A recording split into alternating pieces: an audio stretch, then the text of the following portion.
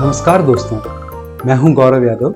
स्वागत है आपका महाबालक चैनल में, जहां आप देख सकते हैं मनोरंजक और प्रेरणादायक कहानियां। हम शुरुआत करेंगे महाभारत की कहानी से, जिसे कहा गया है दुनिया की महानतम कहानी। अब इतनी तारीफ किसी भी कहानी के लिए बहुत ज्यादा हो सकती है, लेकिन महाभारत के लिए शायद ये ठीक ही है। महाभारत में ऐसे ऐसे पात्र हैं और ऐसे ऐसे कथानक हैं कि लगता है मानो दुनिया की सारी मानवीय संवेदनाएं महाभारत में ही सिमट आई हों। महाभारत स्वयं कहता है कि धर्म, अर्थ, काम और मोक्ष के विषय में जो कुछ यहां कहा गया है वह आपको अन्य कहीं भी मिल सकता है, लेकिन जो यहां नहीं कहा गया वो आपको और कहीं नहीं मिलेगा। इतने महान ग्रंथ को कहां से शुरू करें समझ में नहीं आता। महाभारत की कहानी हम तक कैसे पहुंची ये क्यों नहीं बताते? कौन बोला? मैं समय। पर मैं तो घड़ी नहीं पहनता। आप मोबाइल से बोल रहे हैं? मैं समय, मैं सब जगह हूं। पर मैंने आपको आज तक देखा नहीं। वैसे तो मैं पूरे ब्रह्मांड में हूं, पर धरती पर मैं आखिरी बार आया था सन 1988 में, जब टीवी पर महाभारत दिखाई जा रही थी। ओह, तो वो आप थे जो हर एपिसोड से पहले बोला करते थे मैं समय हूं। मगर उस वक्त आपकी आवाज कुछ अलग थी। हाँ, मेरे दोस्त भिमानी ने मुझे हिंदी बोलना सिखाया। मैं उन्हीं की तरह बोला करता था, मगर अब ब्रह्मांड में घूमते घूमते मेरी आवाज बदल गई है। मैं बहुत खुश हूं कि आप भी इस शो पर हैं। आइए शुरुआत करते हैं कि महाभारत की कहानी हम तक कैसे पहुंची। आप में से ज्यादातर लोग जानते होंगे कि महाभारत की रचना ऋषि वेदव्यास ने की। लेकिन क्या आप ये जानते हैं कि वेदव्यास उनका असली नाम नहीं था, बल्कि उनका टाइटल था। ये टाइटल उन्हें इसलिए दिया गया था क्योंकि उन्होंने वेदों का व्यास यानी क्लासिफिकेशन किया था। वे इतने धुरंधर राइटर थे कि वेदों का व्यास करने के अलावा और महाभारत की रचना करने के अलावा उन्होंने 18 पुराण और ब्रह्मसूत्र भी लिखे। ऐसा कहा जाता है कि वे एक चिरंजीवी हैं, तो हो सकता है कि वे आज भी जीवित हों और हो सकता है कि आज भी लिख रहे हों। समय जी, क्या आप जानते हैं कि वे आज कहाँ हैं? वे आज भी एक बड़े लेखक हैं, लेकिन मैं उनका नाम नहीं बता सकता। ओ बताइए ना, प्लीज प्लीज प्लीज। खैर, उनका असली नाम था कृष्णद्वैपायन। उन्हें कृष्ण कहा गया क्योंकि उनका रंग सांवला था और संस्कृत में कृष्ण का मतलब होता है सांवला या काला। द्वैपायन क्योंकि वे एक द्वीप पर पैदा हुए। और मजेदार बात यह है कि कृष्ण द्वैपायन केवल महाभारत के रचयिता ही नहीं थे, बल्कि सत्यवती के पुत्र होने के नाते उन्होंने महाभारत में एक अहम भूमिका भी अदा की, जैसा कि हम देखेंगे आने वाले एपिसोड्स में।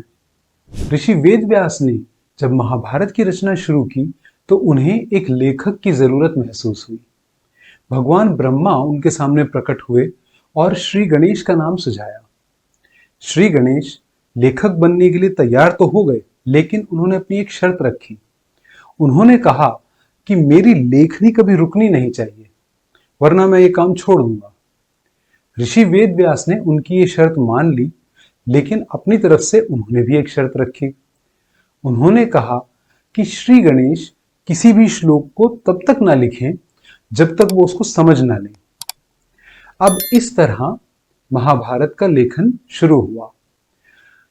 महाभारत सुनाते सुनाते ऋषि वेदव्यास को जब भी यह महसूस होता कि श्री गणेश की लेखनी को व्यस्त रखना मुश्किल हो रहा है, तो वो एक मुश्किल से श्लोक की रचना कर देते। और जब तक श्री गणेश उस श्लोक को समझते, तब तक वेदव्यास को समय मिल जाता और कई श्लोकों की रचना करने के लिए। श्री गणेश अपने लेखन के प्रति इतने समर्पित थे कि एक बार लिखते लिखते उनकी लेखनी टूट गई, तो उन्होंने बिना देर किए अपना एक हाथी दांत तोड़ा और उससे लिखना जारी रखा। अगर आप कभी बद्रीनाथ जाएं तो वहां से कुछ किलोमीटर आगे माना गांव है, जो चीन बॉर्डर से पहले भारत का आखिरी गांव है। इस गांव में हर चाय की दुकान का एक ही नाम है, हिंदुस्तान की आखिरी चाय की दुकान। माना गांव की संकरी पगडंडी से अगर आप ऊपर बढ़ेंगे तो आप पाएंगे कि वहां दो गुफाएं देखी जा सकती हैं। कहा जाता है कि एक गुफा में बैठते थे ऋषि वेद व्यास और एक गुफा में बैठते थे श्री गणेश, और इस तरह से महाभारत का लेखन हुआ। पांडव इसी रास्ते से स्वर्ग की ओर गए थे। आप अभी भी वह रास्ता देख सकते हैं। वाह! महाभारत की कहानी विशाल है, लेकिन ये एक बार में नहीं लिखी गई। जो पहला संस्करण बना उसमें 8,800 श्लोक थे और उसे कहा गया जय। जो दूसरा संस्करण बना उसमें 24,000 श्लोक थे और उसका नाम पड़ा भारत। और जो तीसरा और अंतिम संस्करण बना उसमें थे 1,00,000 से भी ज्यादा श्लोक और उसका नाम पड़ा महाभारत। ऋषि वेदव्यास ने जब महाभारत की रचना संपूर्ण कर ली तो उन्होंने इसे सिखाया अपने शिष्य ऋषि वैशंपायन को। और ऋषि वैशंपायन की ऐसी फोटोग्राफिक मेमोरी थी कि उन्होंने इसे पूरा का पूरा कंठस्थ कर लिया। कुछ समय बाद अर्जुन के पोते पांडव राजा परीक्षित को एक सर्प ने काट लिया और उनकी मृत्यु हो गई। परीक्षित के पुत्र जन्मेजय ने एक सर्प सत्र यानी स्नेक सैक्रिफाइस का आयोजन किया। इस सर्प सत्र में भाग लेने के लिए पूरे देश से ऋषिगण आए, जिसमें ऋषि वैशंपायन भी थे।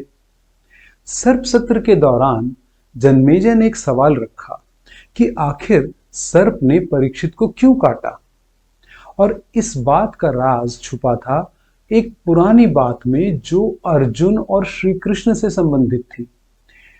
तो जन्मेजय को यह समझाने के लिए ऋषि वैशंपायन ने महाभारत की कहानी सुनानी शुरू की, और इस कहानी को सुना जन्मेजय ने और वहां उपस्थित सभी लोगों ने, जिनमें थे एक सूत यानी सारथी जिनका नाम था उग्रश्रवा। ये महाभारत की कहानी सुनाने के कुछ साल बाद एक और यज्ञ हुआ नैमिषारण्य नामक स्थान पर, जो कि लखनऊ से करीब 90 किलोमीटर दूर है उत्तर प्रदेश में। ऐसा कहा जाता है कि ऋषि शौनक और अन्य ऋषि एक बार भगवान ब्रह्मा के पास गए और उनसे निवेदन किया कि उनकी तपस्या के लिए कोई पवित्र स्थान उन्हें बता दिया जाए। भगवान ब्रह्मा ने एक चक्र लिया और ऋषि शौनक को देते हुए कहा कि आप ये चक्र घुमाते जाएं और पृथ्वी का चक्कर लगाते जाएं, और जहां कहीं ये चक्र भूमि पर गिरे वही पवित्र स्थान होगा आपकी तपस्या के लिए। ऋषि शौनक उस चक्र को लेकर चले और चक्र गिरा गोमती नदी के किनारे एक स्थान पर। उसी स्थान पर सब ऋषियों ने अपने आश्रम बनाए और फिर शुरू किया 12 साल लंबा एक यज्ञ। और जब ये लंबा यज्ञ चल रहा था तो वहां पर बहुत सारे लोग इसको देखने के लिए आए, जिनमें उग्रश्रवा भी थे।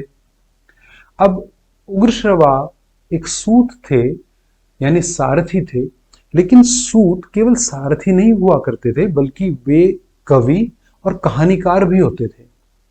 जैसे उग्रश्रवा के पिता को कहा जाता था लोमहर्षण, क्योंकि जब वो कोई कहानी सुनाते थे तो उनकी कहानी सुनने वाले श्रोताओं के लोम या रोम यानी कि शरीर के बाल उत्साह से खड़े हो जाया करते थे।